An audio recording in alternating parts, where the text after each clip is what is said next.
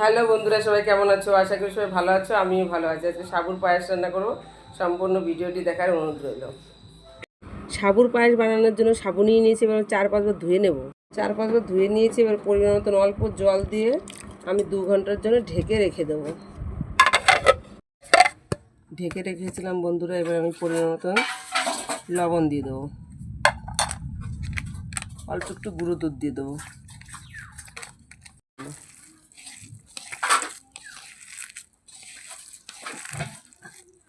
হাতে একটু ঘি মাখিয়ে নিয়েছি, এবার আমি কাঁচের বলগুলো বানিয়ে নেব।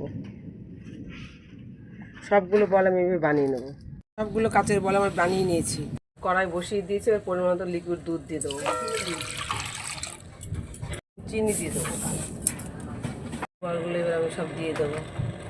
এটা আমার অনেকটা হয়ে এসছে, এবার আমি কিশমিশ আর কাজু বাদাম দিয়ে দেবো।